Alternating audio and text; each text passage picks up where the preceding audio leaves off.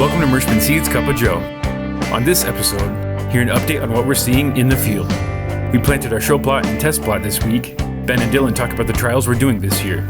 If you've got a photo or a video with a Mershman Seeds product in it, send it our way and we might share it on Cup of Joe. Hi, this is Joe Mershman. Welcome to Mershman Seeds Cup of Joe. Today we have our regulars. We have Ben, Dylan, and Lynn. And right now we're evaluating stands. We're taking a look at things. And then we've got some farmers yet still struggling to try to plant. Conditions are very variable. Lots of things going on right now. Even side dressing started. Wheat fungicides are close by. Just a lot of things going on. So let's talk about some of the things that we're seeing this past week. We want to talk about replant again to get things kicked off. We want to start with the bad. Start with the bad, end with the good. Perfect. So all three of us have been out and evaluated stands. Some of the stands are less than ideal. There's been a handful that I've been on where 130, 140, 150,000 were put out. And if you're lucky, or in the good scenarios, there is 75, 80, typically a fairly pretty even stand. There is some crusting going on. There's necks that have been broken off. If your field is in a little bit wetter field that doesn't drain as well, it seems like 18th, 19th time frame is one of the holes that we have. April. And then we have this 29th, 30th of April as well. Seems to be our two windows where the planters probably should have been parked, but that's impossible to tell until you're after the fact. And both those should be prefaced as we had a over an inch rain event, most likely on both of those that arrived right after the planting was done. Yeah, the worst thing that can happen to you after you get done planting is to have rain within 72 hours. If you don't have rain within 72 hours, you normally have no problem with stands unless it's takes away oxygen type rain, but we never know that. So that's part of life. You're going to plant when conditions are right, and when you have a problem, you're going to have to deal with it.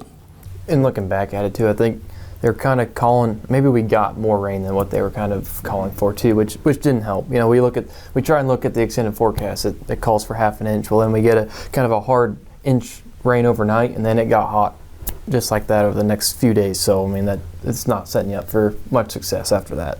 Right.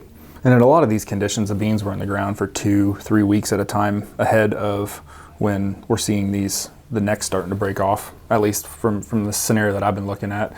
And even I've had growers ask, why are these breaking off? There wasn't that much tension, there wasn't that much crust that's sitting there, but you can tell, and I can put a picture up where the hypocotyl, which is the hypocotyl arch on a soybean, which connects to the cotyledon, as it's pulling itself out of the ground, when that hypocotyl swells up and gets big enough to a certain point, it causes a pinch point where the cotyledon attaches to the hypocotyl. It just gets weak enough, and it's been in the ground for 2 weeks or 3 weeks pushing.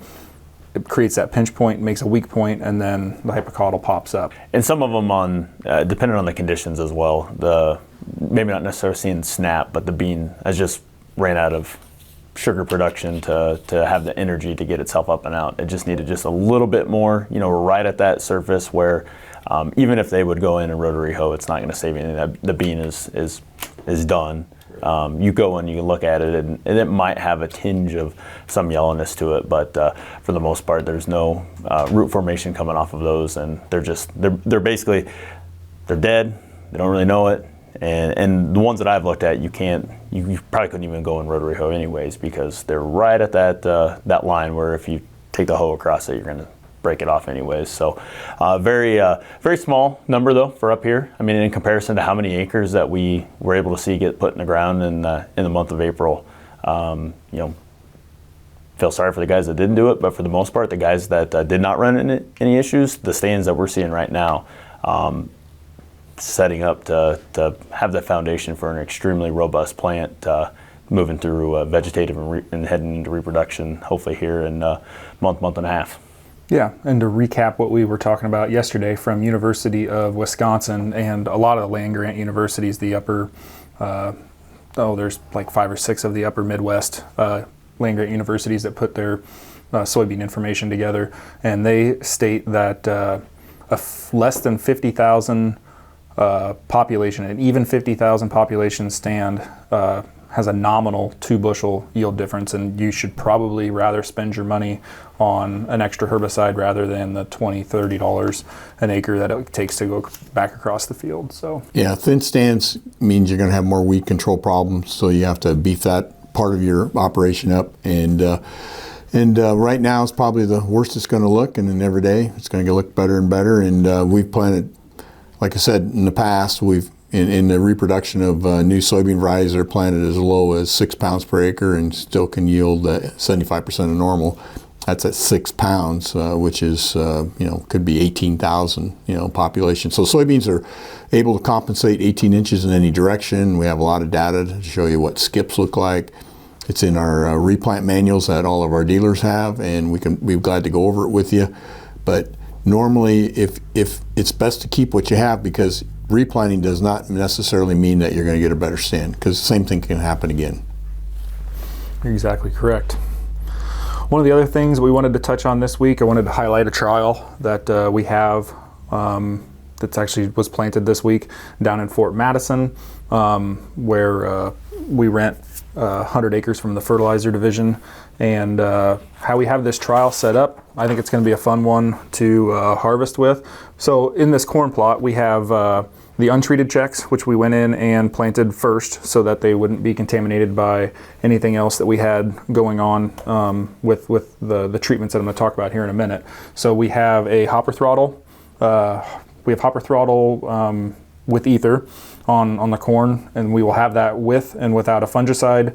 We have the hopper throttle plus the harvest shield, the Revline early season, and that will be with and without a fungicide application. So basically that's our first herbicide pass that we would be making in corn here in probably the next 2 or 3 weeks. We have a hopper throttle, basically that exact same system. Then we have the late season add-in. So we have the late season Revline, we have the foliar NKBS product, and we have that with and without a fungicide.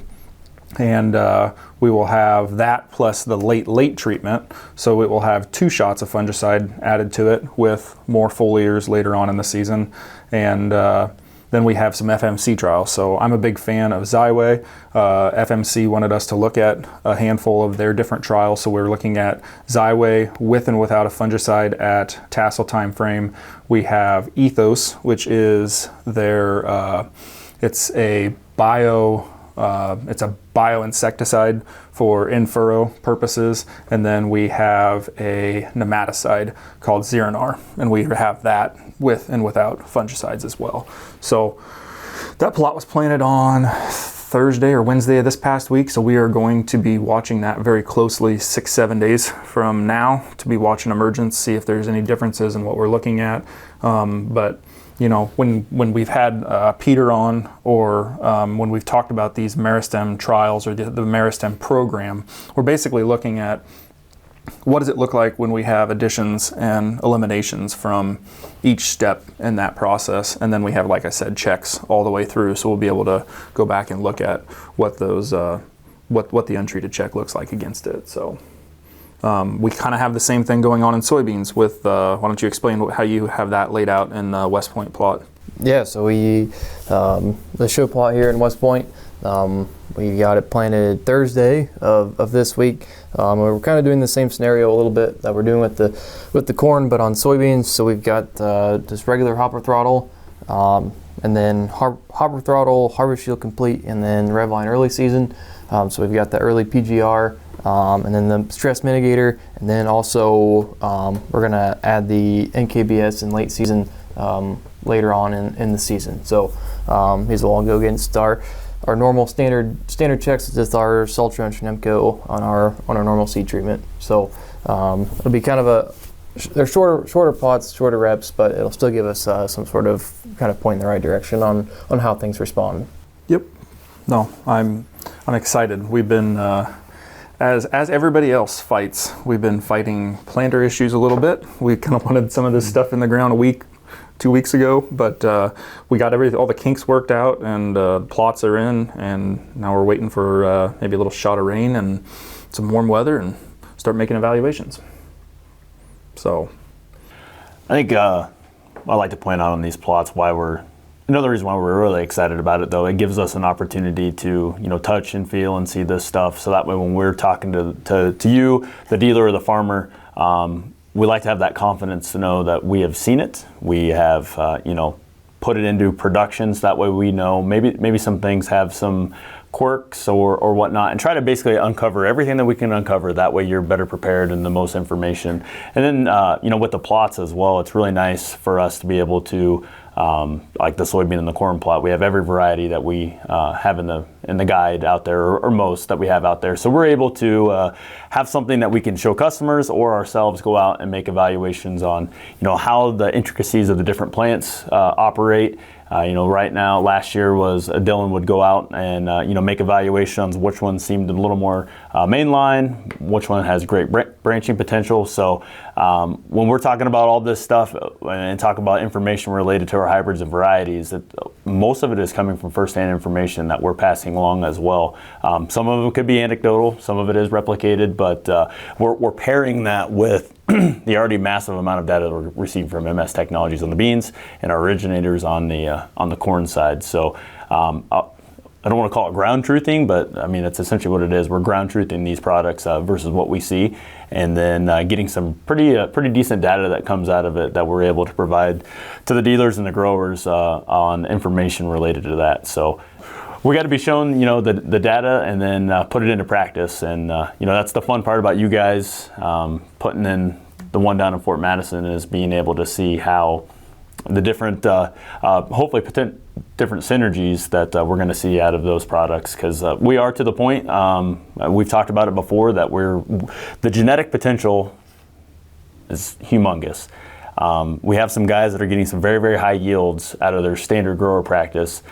Now it's a great time to see, how do we elevate that? Well, we can't probably hit the easy button anymore, so we have to find these products that are 1 + 1 = 3 or 2 + 2 = 7.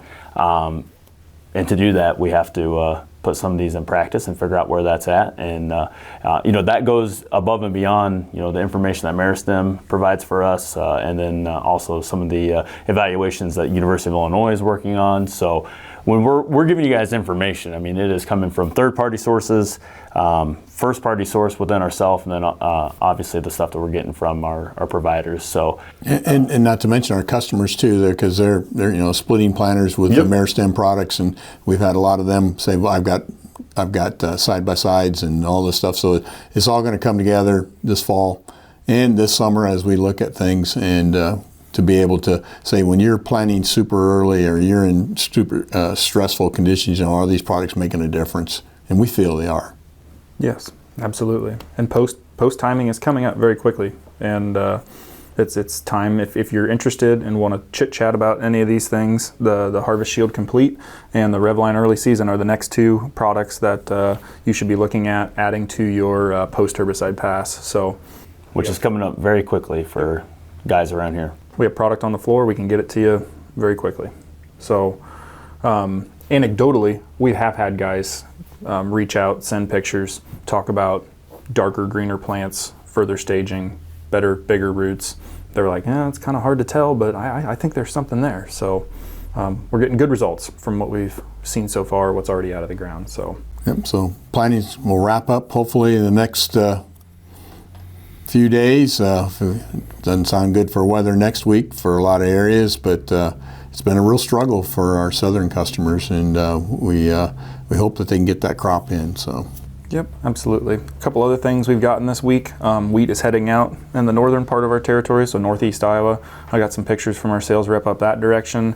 And also Alex sent us a tweet that I wanted to highlight. One of our customers, and I believe he is in eastern Indiana, was sending us some pictures of his relay cropping. So I wanted to highlight some of those photos that Alex can throw up on the screen of relay cropping our hyper early wheat or ultra early wheat. He really liked the Maddie, or no, he really liked the Millie 8, and he liked the height, he liked the earliness of it, to be able to get out there and harvest some high yielding wheat and then capture some high yielding soybeans that chase it. So shout out to that. Busy time.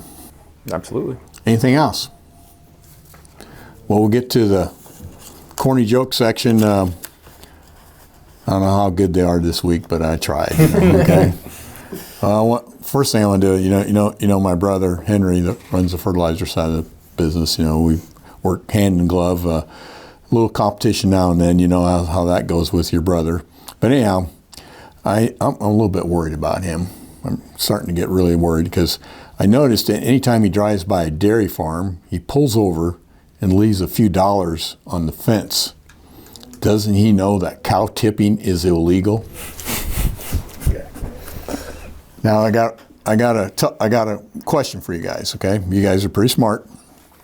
How can you drop a raw egg onto a concrete floor without cracking it? Any way you want. Concrete floors are very hard to crack. Okay.